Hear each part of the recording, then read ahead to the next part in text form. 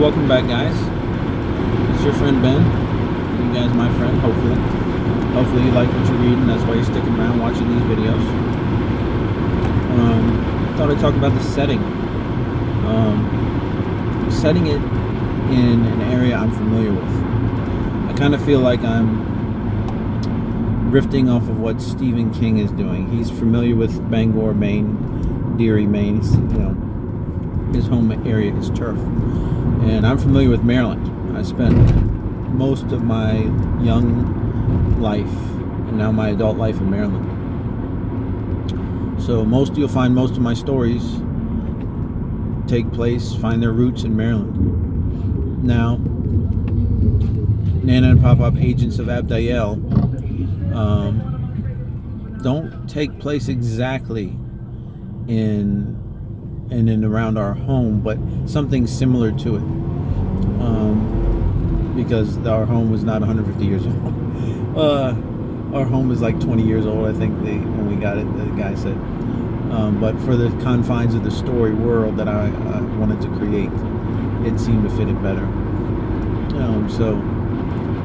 And because I'm familiar with Maryland, the schooling that I did take and the creative writing I did take said, write what you know, and that helps you. And that's why the characters, the people that I use,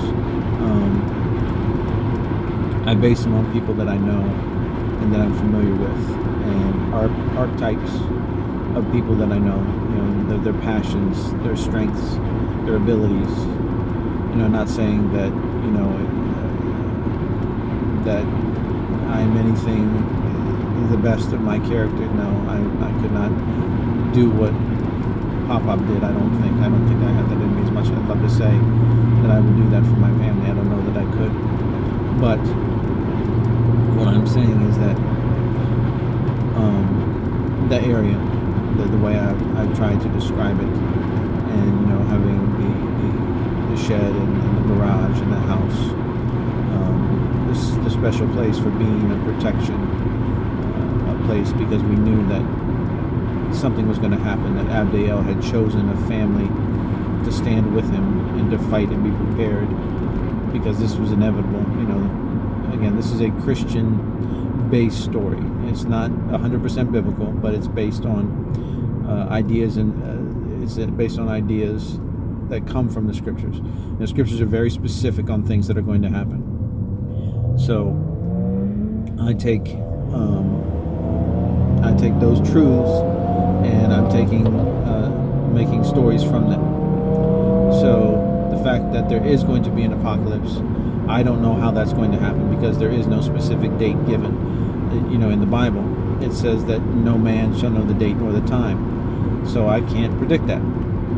It doesn't say, to me, it doesn't say exactly how that will happen, but that it will. So,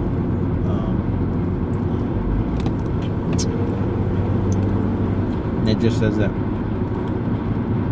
there will be a way that this apocalypse is unleashed. It started, and these different things happen, and that there's steps to it, parts to it, things happening, signs. So, and again, I chose for Maryland to be part of the setting in my world, in the world that I'm creating, just like in Stephen King's world. It happens in the area that he's from, because it makes it easier to write when you're familiar, less research, because if you know a place, areas around there, the terrain, the weather, things like that. Just one less thing to worry about. So that was that. Again, I didn't use the exact area, but and then I have other short stories that I have been writing and working on. I have way too many, in fact.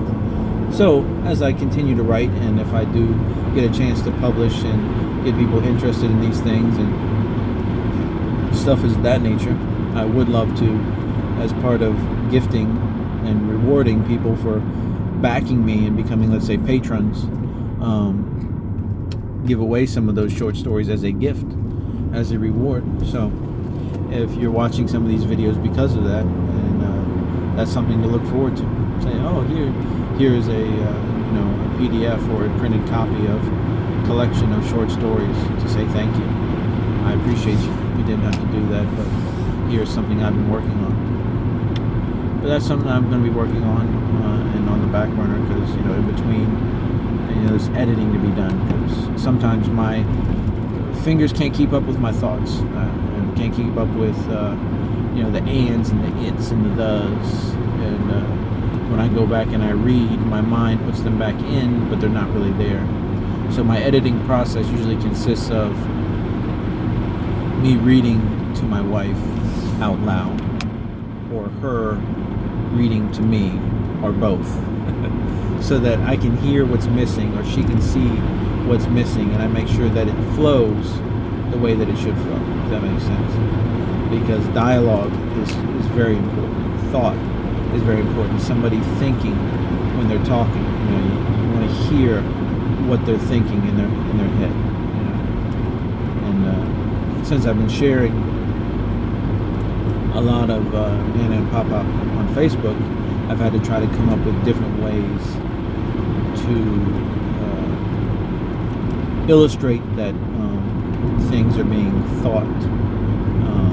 Because normally in a written work that's being published, you would just italicize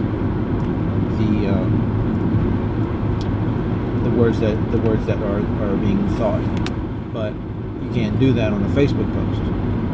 So I put the things that are being thought in parentheses, and then if it's something that, let's say, a character that has a mental ability, a mind reading ability, can use to force their mind into another mind, then that has I don't know the proper term, forgive my ignorance, but it looks like the greater than, less than symbols, the little alligator mouths that go around it. So, that's interesting too, to try to figure out, well, how do I let people know that the difference between, not just normal quotation marks, because that won't work. And they'll think they'll be just saying this out loud. But anyway, that's it for today. Again, I want to thank you for stopping by, listening and watching, and sharing in my thoughts. If you have any questions, please be sure to let me know. You all have a great day. Jesus bless you. Bye-bye.